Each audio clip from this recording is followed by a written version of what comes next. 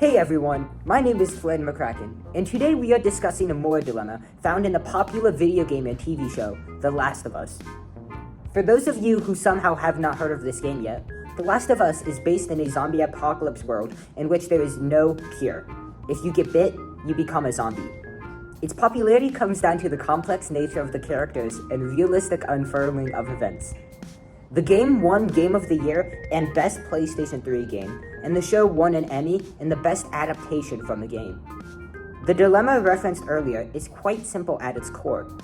A 13-year-old girl named Ellie has the cure in her bloodstream. Scientists want to use it in order to save as many lives as possible, but the procedure of getting the cure would kill Ellie. The question is this: should humanity kill Ellie in order to get the cure to the world? Before we begin, note that Ellie is willing to die in order to provide this cure. Our first guest is Rodrigo Palacios.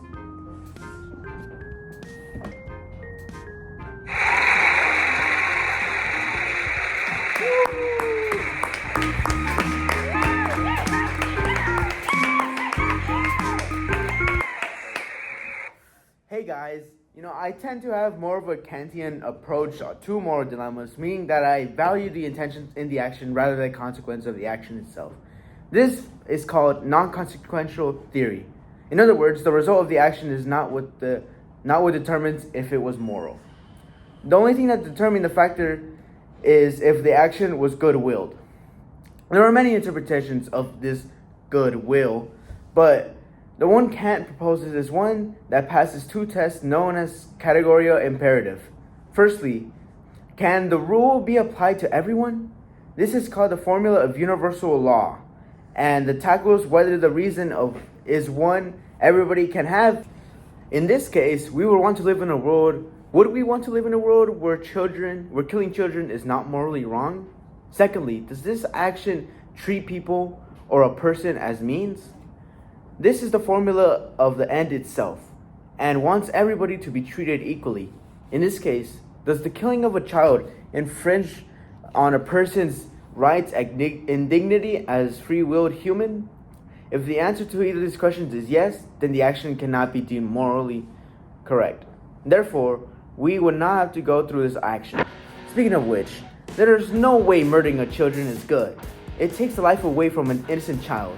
The question itself goes against the formula of the end itself. We are using a natural gift from the girl and killing her for the other's benefits. Although she agrees to it, it would be utilizing her in a way where she could not consent to properly, as the concept of death to a child is very bright. The child is unable to make proper decisions because she is too young to understand how death works. Therefore, we are infringing on her humanity. The formula of the universal law is broken. This is because a world where murder children is not one that anyone wants to live in. It would be a dystopian world of murdering children was considered fine. Because of this, Ellie would live for as long as she would naturally. Okay, thank you, Rodrigo. No problem. Make sure to Thank you guys. Okay, so it seems quite obvious that Kant would not want Ellie to die in this case, but let's get another view on it. Owen Cartwright is our next special guest. Guys, I'm low. Can someone please come res me? He's by tree, I'll mark it. So, guys, can someone please collect my reboot card? Oh!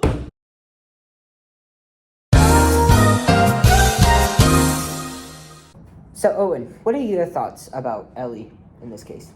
So, as somebody who follows Aristotle's teachings, I believe that the human soul, let me talk about something else real quick. So, the human soul is made up of three parts, and that's also split between rational and irrational thinking. And it's the vegetative and sensitive is irrational, and the rational has reason in it. So, but for humans, we'll only focus on sensitive and reason because those are constantly within a struggle with each other.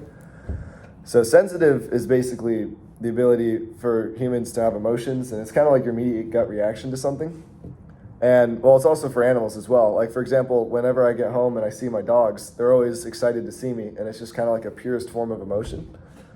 But humans have something for the irrational part of the soul, which is reason. And reason allows us to think about how we will proceed after we have that immediate gut reaction and sensitive. So, and then to get through that also, we also have to have virtues, which are like habits, which lead us towards goodness and happiness.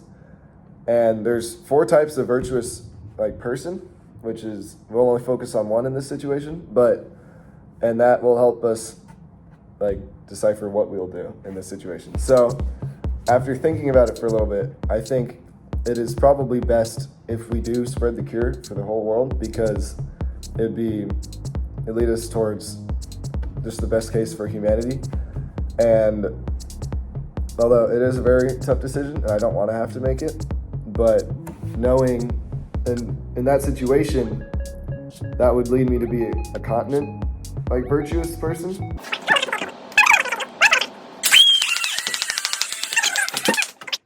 Anyways, I would not call myself this, but according to everyone, I'm an ethical egoist.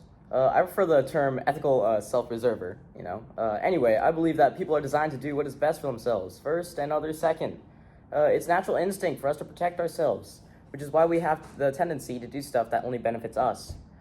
This does not mean that we are always happy with our decisions, but it is necessary to continue surviving. Typically, interests in other activities are not always self-interested or totally narcissistic, but our habits and our default settings is to do what is best for ourselves. So I may do stuff that helps others, but if Michael Myers is coming for us, sorry man, I'm out. Anyway, there are 2 different types of self-preservers, individual and universal. Individuals are the worst. They just boss people around and expect everyone to immediately do what they want them to do. Universal, which is me and most others, believe that everyone should pursue their own best interests. For this, we will just consider it to be universal because individual would turn super deadly. Although it doesn't matter, because that girl is dying, the cure needs to be given out to people like me so I can live. Sure, she's young, but so am I. Who cares about the feelings of that girl? The feelings of literally everyone is more important. Hell, if scientists can't, I'll end her myself. Sorry. I would make it quick, but not spread too much blood, because I'll need every single part of the cure. The cure is the most important part of the girl right now. And now the moment we've all been waiting for. My thoughts about this. Well, as a rural utilitarian, I should describe what a rural utilitarian is first. Rural utilitarians are like the first thing people think of when they hear the word utilitarian. We prefer to make decisions that maximize the well-being of others and make sure that those others are as many people as possible. We are consequential theorists, meaning that we value the consequences of a decision more impactful than the intention of the action. This makes it difficult to determine a consequence for others, as they can do something bad, but if it ends in something good, then they should not be punished for it. There are 2 criteria we unofficially use, which is the long-term scale and the quantity and quality of pleasure. For the first one, it is self-explanatory. Whichever decision has the greatest impact on the long term is probably better. If we apply it here, which choice will have the greatest impact on humanity in, let's say, like 5 years?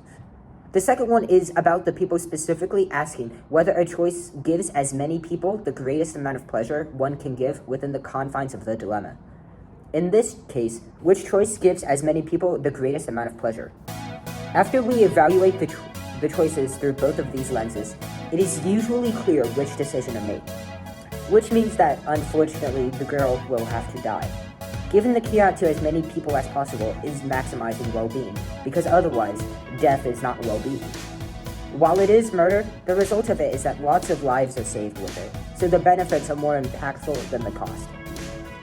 In the long term, the entire world will be saved from this girl's heroic actions, making it the obvious choice. Then, people can only experience pleasure if they are alive, meaning that it is also the best choice for the quantity and quality of pleasure.